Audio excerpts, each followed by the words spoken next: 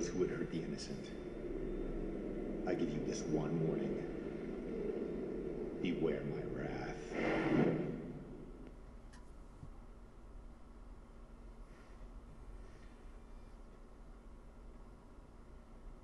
So it's kind of in teasy mode, but you can see it's in a very different animation style.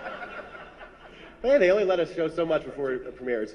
But I can tell you one of the things that's really cool about this version, aside from the different graphic take that it has, is that it's using a lot more modern villains. And when I saw a clip that actually had Professor Pig from Grant Morrison's Batman run, I went, okay, we're doing something different here. So what does it make you guys feel like seeing those contemporaneous characters come into this? Because typically we're seeing stuff that's older from the mythos. And what current villains do you want to see them use other than my boy Professor Pig? Well, Professor Pig would be, one of my first choices, and they did it. I think it's great. I think it just shows, one of the great things that's happening is that what is going on in the comics is really being moved into other platforms, and you're seeing it, being presented in different ways, and it's just showing the kind of synergy that's going on, and that we are looking at the new, looking forward and putting it out there for everyone to enjoy. New characters are always the most fascinating to me. And it's good for the DC Comics writers, too, to see that material, to remind themselves that our characters are living contemporarily. Is that a word? You just made it sound. It is now. In this panel room, when you're on In the mic, modern any word world. you say is now a word. And I would give a little shout out to our creative affairs team, which is spearheaded by Jeff Johns. They've done to be able to convince the video makers that it's time to start using those newer characters. That's all part of the DCE vision of what we wanted to start making happen. So it's really cool to see that come to fruition on the video side, the video game side, and it'll work its way through everything else very shortly. Next, speaking of DC Nation stuff, would we miss to point out that down in booth 818, down on the floor at the Graffiti Designs booth, we have some exclusives for sale through them. The ones on the left are the Aardman from the Aardman animation team. Obviously it's Batman and Robin, but not quite like you've seen Batman and Robin before. They did a DC Nation animated short that got enormous traffic, enormous attention from people, so much that we actually started creating figures about it. So you can pick those up, as well as the Green Lantern exclusives you see on the right, again, at the Graffiti Designs booth downstairs, booth 818. Next. And now for something completely different. May 21st is the on-sale date for the direct-to-video release of Lego Batman the movie, and certainly anything Lego tied in is immensely hot right now, and that generates a lot of attention. But having done this panel recently, I have to say we show all these cool trailers, and this is the one that I've been looking forward to the most seeing again because it's so much fun. So enough of me. Fletcher, let's see this again. I love this.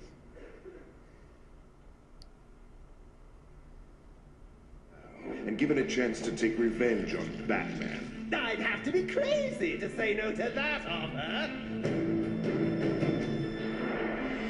Oh, hey, Lex.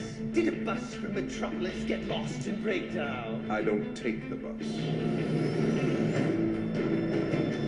What you got there? This, my friend, is the deconstructor.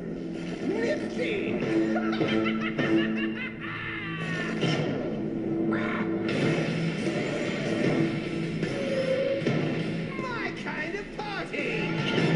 What would a candidate like Lex Luthor want with the Joker? It's a riddle. Oh, come on! That's my thing. This time, I'm going to pull Batman apart. Literally. Run.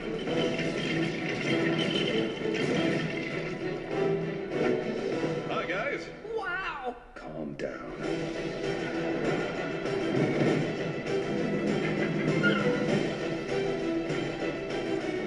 Calling all Justice Leaguers.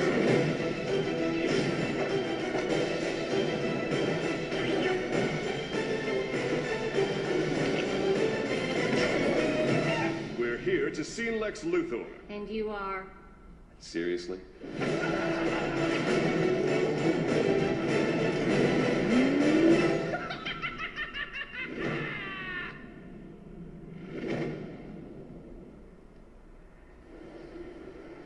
Come on, cheer up, sourpuss. Not cool.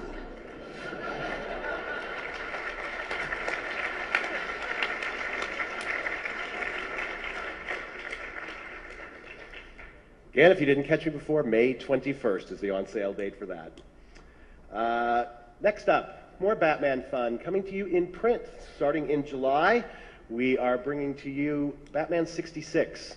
And these will be all new comics based on, obviously, the hit TV show. And Mr. Burt Ward is here this weekend.